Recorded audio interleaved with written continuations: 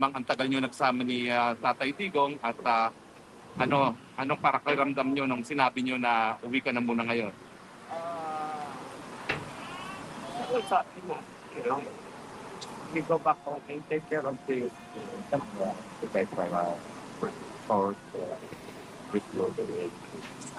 So, sabi niya, appreciated niya. But I told him that tomorrow, somebody will say, I wish you. At you,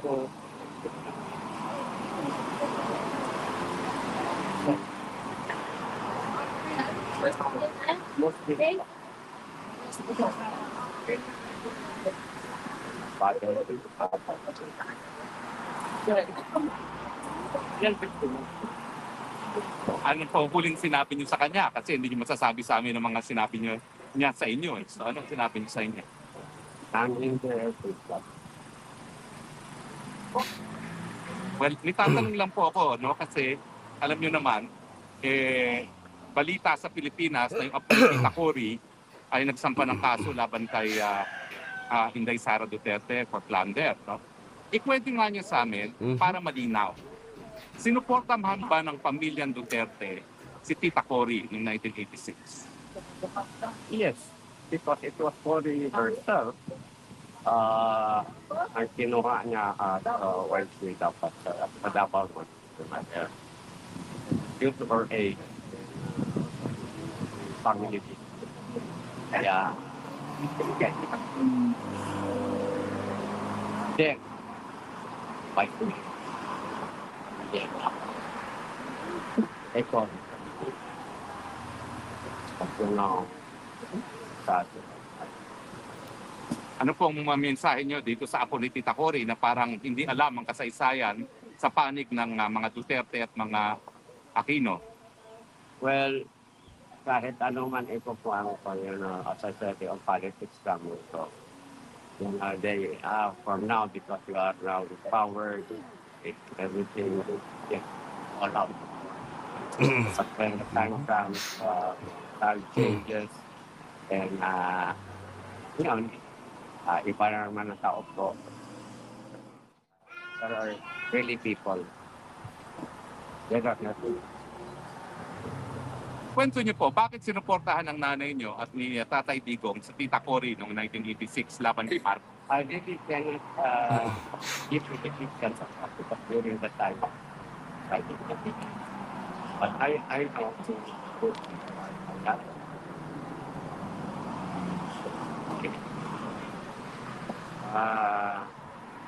What?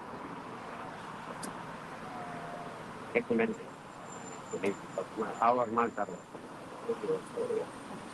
a very active, well-known civic leader. Ano naman ang pakiramdam ninyo bilang Duterte na sumuporta sa mga Aquino na parang mas gusto pa ngayon ng mga apo ni Cory Aquino ang Marcos kesa sa Duterte? Well, as I said, it's politics. So, whoever is in power, some people kind of attitude. Nothing different. But, you cannot, it depends how it's better. Bring up or only have this couple things. Ayun yung mga sabihin ngayon. But I just say, I'll get this.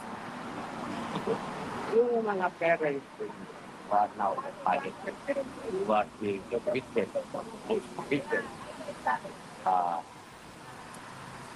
pamaagyo kayo, pamoraan. Like that.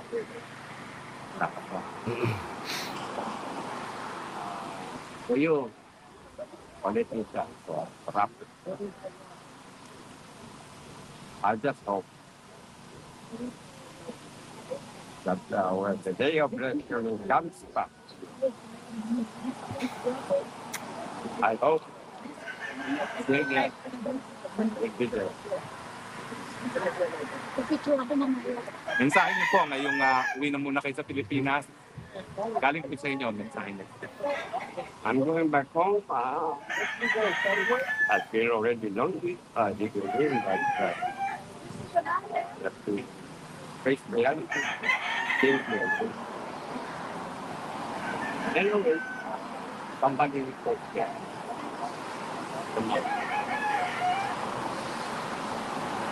Thank you po. We will miss you. Come back again. At sana po ma-inform nyo kami kung sinong darating bukas. Sana naman. Sana naman. Pero may possibility ba ho na si VP Sara bukas? Ano? Wala. Wala. Basta somebody. Somebody good luck. Okay. Maraming salamat po ha. Ayos, Kuya Miss Bong. namin kayo, Kuya Bong. Yeah. Meron pong birthday si Hazel. Hazel! Hazel! Hazel! Extra hands. Hazel! Hi, Dad. Ito po. Dali, please. Yan, ito po, birthday niya, kaya siya naghanda. Yan, picture kayo ni Tito po. Sino po? Oo, siyempre. Oh, picture po. Oh, picture. Sama ka na, sama ka na. Sama na, picture. Picture, sama na, picture. Come kayo. Kayo muna. Ready? 1, 2, 3. Birthday, despedida. Yes. Despedida party na. Despedida party. Ano, group Birthday. Sure. Lahat ng gusto makipag-picture kay Sino ang gusto mag-take ng pictures? Ate Adelaide.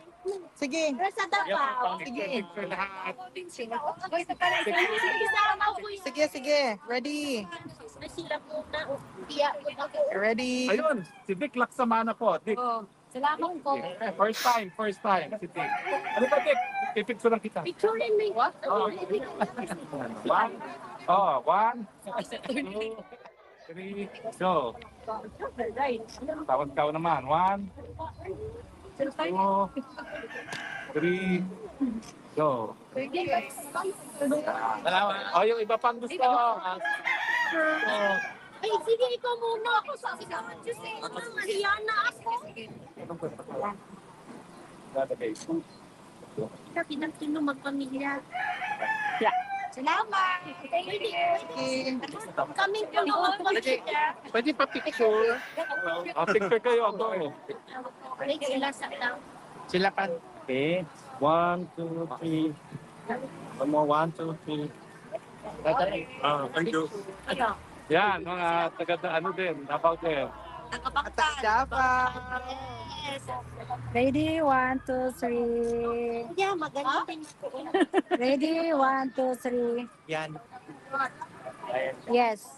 Sige, ako din. O sige, Iwan na lang po. Kayo. Yeah. Tayo ba may picture na? Wala pa. Wala pa. Sige, ready, 1, 2, 3. Sasama na ako dahil wala pa tayong picture. Sige, sige. Sasama ako, wala pang picture. 1, Sige. Ready, 1, 2, 3. Again. Okay. Yeah. okay. Okay lang. Sila mga taga Davao. Shout out Tatay Kiko. I love you. Ayun, mag-ulit na ka. Picture lang sila. Tao. Dick, okay ba yung picture? Ay, sige. Okay. Alex, sige, kasama tayo. Picture. Ako. Pa-picture kami. Sige, tingin ako din dito. May masasama dito si ano, si Ernie. Yan tayo, wait. Sasama ko kami. Sige. 1, Okay. 1, 2. 1, 2. Yan. Paulit, pausa ko yung pinabi na makot mang todo. Okay, sir. One more. Taas din. Okay, dali. Isa. Iba taas din. Ama. Okay. Salamat. yan. Ay, Sure, Dobe. Taugan sa ano? Kita sa'yo. Ay, ugon. Oh, look. Tyrod, picture. Goodbye. And 1, 2, 3. Okay. Wala pa ako sa inyo. Wala, sir. Wala. Okay na. So, sa inyo na lang. Bigay mo na. Ayan, bigay mo na sa 1. Pinoy. Pila ko. Sige. Sige. Sige. Okay. 1, 2, 3. Pagkipagkili tayo. Yeah. Okay. One more. Thank you, thank you. One, two, ready. Thank you po. Ay, ate, Julie. Ano pa dito?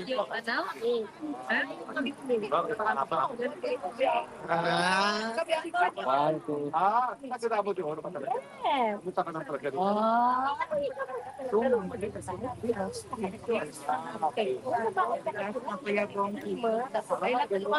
Kuya Bong, kakain muna tayo. One, two, three. Baka ulan eh. One,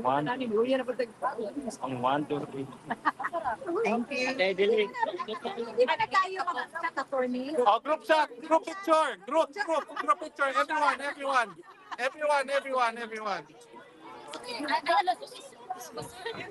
Bakit naman hindi po kayo? Okay, everyone. Group picture, everyone.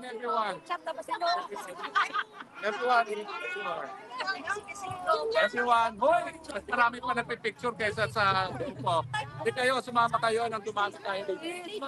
Ma'am, join us.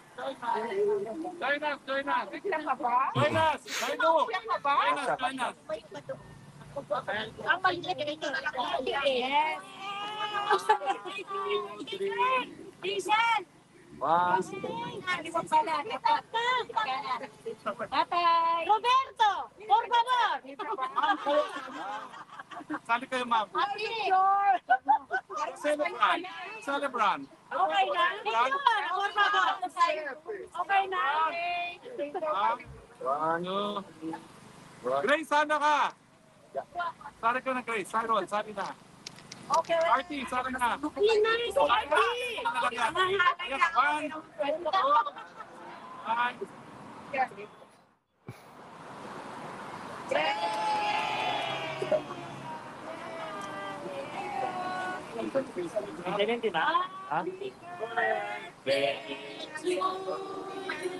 Ay, Asia ka na. Magkikip ka ulit. Kaya nga, hindi ko na alam anong gagawin ko dyan. Or baka nag-ano lang ka dahil sa phone. Kaya So po, Isa pa lang ang Filipino restaurant ang yung igita mo ano yung phone. O yan, yeah. Nagano nga siya sa... thank you. Talaga, hinana. Pareho pala kayo. Bitaklati ka pala, Kuya Bong. Kuya Dick. Bitaklati ka pala dito. Bitaklati ka sa Kuya Dick. Ngayon ka lang nagpakita, uwi na si Ere, wala kaklase ito, pati ka rin ito. Nagkahanap. Ayaw kami ito sa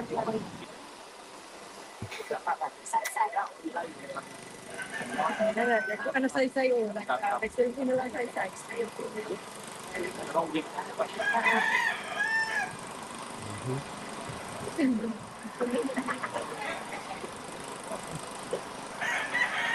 Medyo mahirap rin.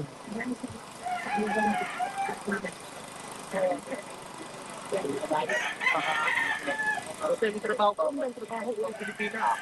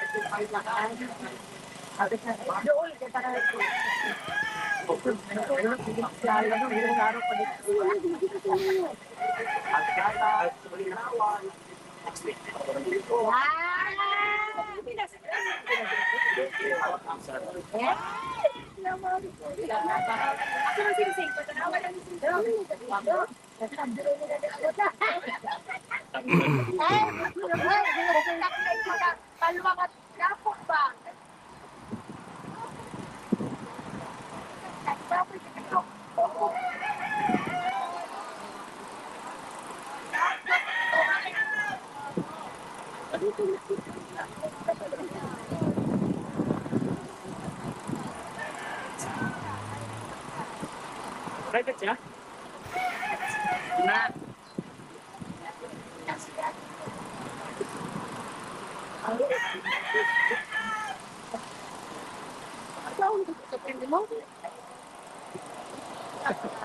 Bawal Hindi tayo sa kuwan. Pero hindi na niya kailang ginger ganit lemon. Kaya if you could wait, yak mo pa ba ungan? Ikaw din mag-wait kay. Ito din po.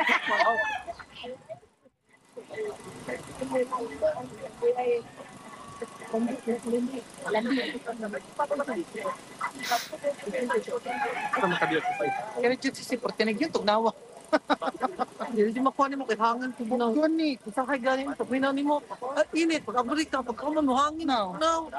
Pagdala ko mo ito. Basta bago ako buhon. I remember ka last time, mo akong gitado financial. Lagi kayo tugnaw. Artist ako magawa. Katong nila, itong Friday. Dali. At least nanay ko ano, complete ko kung nasinigura na no, lamisa. Proper na. Kada gabi, may So, update po tayo. Okay. Po natin alam sino po ang susunod na mag-visit kay Tatay Digong na family member kasi confirm na nombre. ang batang brother ni Ito nombre. Fergie. There will be a new family member who visits the ICC Center with Tatay Digong. Hi, Steffi! Gusto ka na dyan?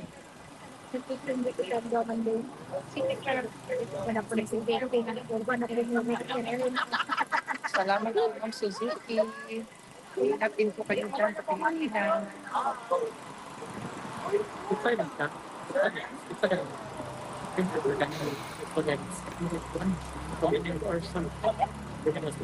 Sige na. Saan mo ito? Marong na ito sa isa. Ipabalik-balik ka. Sino mo na question? Why are you here? Why do you support the debt? And what is your message to the market? Ano ba yung question? Nailang yung perspective ng tao. Yes, it's really okay. Magpapuro pa rin ganun.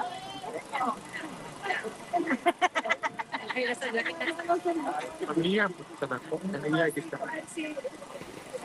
O di ako po dito. Wala pa rin din akong video ni Juan. Ay, Mayor. Mayor Rona.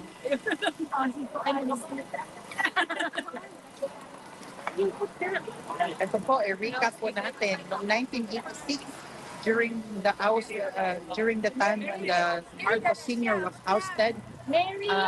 then President Cory Aquino appointed the mother of Tatay Digong and Sir Benjamin Duterte to be the OIC in Davao. But then due to age reason, due to age reason, instead na in-appoint yung mother ni PRRD, si PRRD ang in-appoint ni dating Pangulong Corazon Aquino. Sinuportahan ng mga pamilya Duterte ang mga Aquino sa panahon ng 1987 86 na dictatorship na pag-out kay Marcos. So ang mga Duterte ang sumuporta sa kanila para sa demokrasya ng Pilipinas.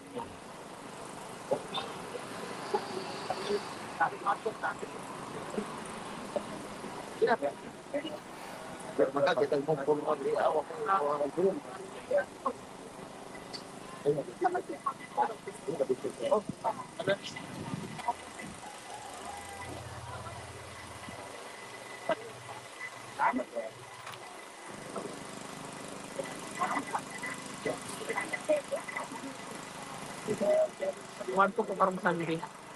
Alam sa birthday mo na lang. Alam ko ito ba?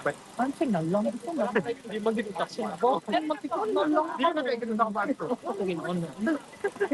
Picture namin ito na ako kami. Ay, expect kayo yan.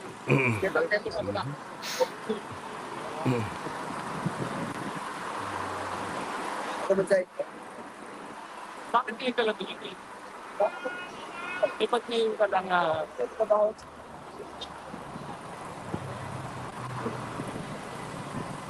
pero sa kanang Davao, hindi kayo makadata. Hindi ka dataman. Umuwi ko meron. Talaga ayaw niyo makadata.